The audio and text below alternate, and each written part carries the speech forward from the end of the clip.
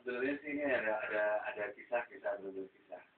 Permasalahannya ketika sebelum menikah, si keluarga dari perempuan ini tahu kalau si Rizal ini mempunyai permasalahan, setiap ada masalah selalu kabur dari rumah. Nah, ketika dia menikah, walau alam jawab apa permasalahannya, tiba-tiba si Rizal ini pun kabur. Kurang lebih antara 3 minggu atau sebulan baru balik lagi.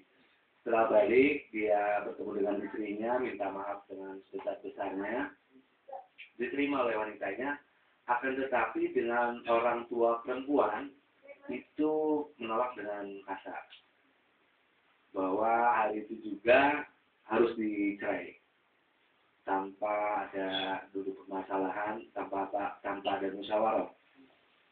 Dan ketika dirembukan, sang Harim masih mau menerima si Rizal. Walaupun sudah punya kesalahan seperti itu, tapi masih mau menerima si Rizal. Akan tetapi dari orang tua perempuan tidak mau, bahkan sampai bersumpah jika anak ini masih ngotot, maka sudah tidak dianggap anak dan dijadikan anak durhaka. Kira-kira solusinya apa, Ustaz? Baik, para ikhwan sekalian, tentunya dalam rumah tangga ini memang kadang-kala mengalami berbagai permasalahan yang di luar prediksi kita.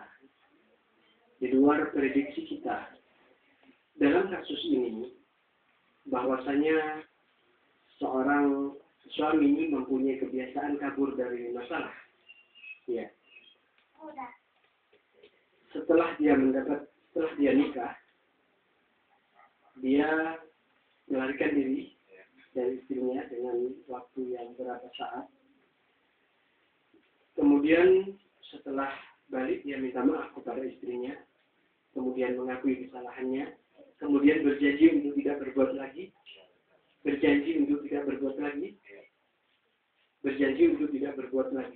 Maka itu sebuah iktiraf, sebuah pengakuan, sebuah kesaksian dari dia benar-benar akan begitu. Ketika ada unsur lain yang menghalangi untuk kembali suami ini kepada istrinya, karena sebab itu, maka sesuai dengan kasus ini, unsur tersebut alasan yang dikemukakan oleh pihak mertua karena kasus ini itu bisa dikatakan tidak kuat, ya, alasannya tidak kuat untuk menceraikan suami dan istri, apalagi istrinya masih suka. Jadi tidak ada alasan kuat. Dan tidak ada alasan kuat yang saya maksud di sini adalah tidak ada hal-hal yang bisa dibenarkan oleh syariat. Karena kehidupan rumah tangga itu suatu hal yang sangat besar sekali. Kehidupan rumah tangga tidak gampang dipisah cuma karena kasus semacam ini.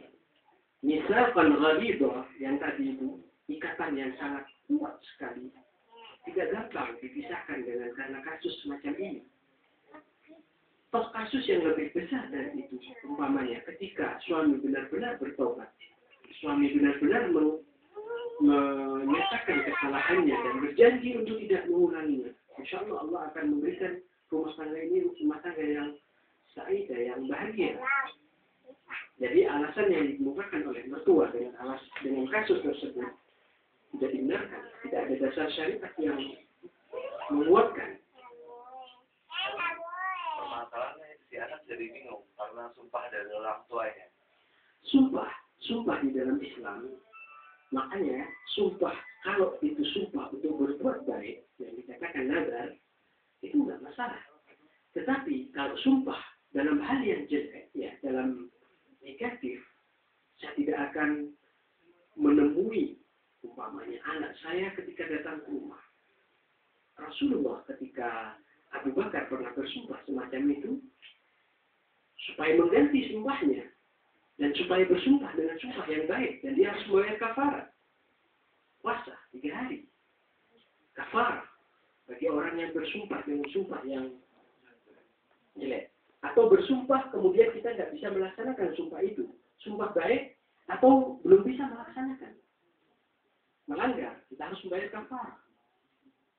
Jadi, sumpah yang jelek di dalam Islam, itu kita harus tarajuk, harus meralat. Jangan sampai sumpah yang jelek terucapkan, karena itu tidak dibenarkan oleh syariat. Peristiwa sahabat yang bersumpah demikian, kemudian Rasulullah meminta kepada sahabat tersebut untuk tidak bersumpah yang semacam itu, dan dia harus membayar kafarah dengan sumpahnya. Baik. Sekarang permasalahannya, sikap si Harim ini gimana? Sikap si Harim, tentunya dia pertama, dia harus menghormati suaminya. Dan dia juga harus memuliakan orang tuanya. Lambat laun ketika suami benar-benar membuktikan omongannya, janjinya. Kemudian istrinya juga berlaku baik, birrul walidain, ya, artinya berbakti kepada kedua orang tuanya. Insya Allah hal yang tersebut akan hilang dan pulih kembali kepercayaan yang tadinya hilang.